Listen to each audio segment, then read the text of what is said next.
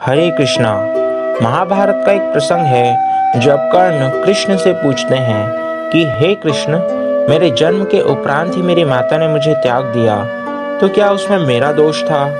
मुझे द्रोणाचार्य से केवल इसलिए शिक्षा नहीं मिली क्योंकि मैं क्षत्रिय नहीं था। वहीं गुरु परशुराम ने शिक्षा तो दी, पर सब कुछ भूल जाने का श्राप भी इसलिए दे दिया क्योंकि मैं क्षत्रिय था। जिस गाय को मेरा बाण धोखे से लग गया, उस गाय के स्वामी ने भी मुझे श्राप दे दिया, जबकि मेरा कोई दोष नहीं था। हे केशव, द्रौपदी के स्वयंवर में जहाँ उपस्थित कोई भी क्षत्रिय उस धनुष पर प्रत्यंचा न चढ़ा सका, वहाँ मेरे प्रत्यंचा चढ़ाने पर मुझे इसलिए अपमानित होना पड़ा क्योंकि मैं सूत पुत्र हूँ। यहाँ तक कि माता कुंती ने भी कि वो मेरी माता है, मुझे केवल इसलिए बताया क्योंकि वो पांडवों को बचाना चाहती थी।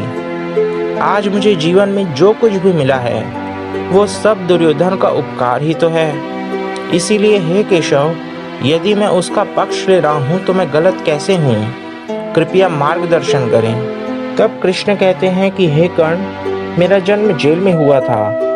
मेरे जन्म लेने से पहले ही वहाँ मृत्यु मेरा इंतजार कर रही थी। जिस रात मेरा जन्म हुआ उसी रात मुझे मेरे माता पिता से अलग होना पड़ा। तुम बचपन से अस्त्र शस्त्र घोड़े देखते हुए बड़े हुए हो।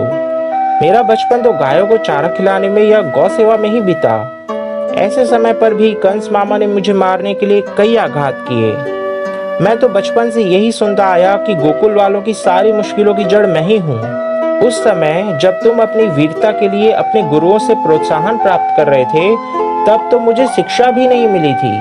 मैं तो ऋषि सांदीपनि के गुरुकुल भी तब गया जब मैं 16 वर्ष का हो चुका था। हे कर्ण, तुमने उस कन्या से विवाह किया जिससे तुम प्रेम करते थे, किंतु मेरा विवाह उससे नहीं हुआ जिससे मैं प्रेम करता था, बल्कि उनसे जो मुझसे प्रेम करती थी, या उनसे जिनकी मैंने दुष्टों या दानवों से रक्षा की थी। मुझे जरासंध के आक्रमण के चलते पूरे समाज को मथुरा से द्वारका ले जाना पड़ा। उसके लिए मैंने ये भी स्वीकार किया कि लोग मुझे रणछोड़ कहें। हे कर्ण, यदि दुर्योधन विजयी हुआ तो उसका सारा श्रेय तुम्हें मिलेगा, किंतु यदि धर्मराज युधिष्ठिर विजयी हुए तो मुझे तो हर परिस्थिति में इस युद्ध के लिए उत्तरदायी ही ठहराया गया है। हे कर्ण, हर किसी के जीवन में चुनौतियां होती है। किसी का भी जीवन आसान नहीं होता। सबका जीवन जटिलताओं से भरा हुआ है, फिर चाहे वो दुर्योधन का जीवन हो या युधिष्ठिर का। लेकिन धर्म क्या है तुम भलीभांति जानते हो।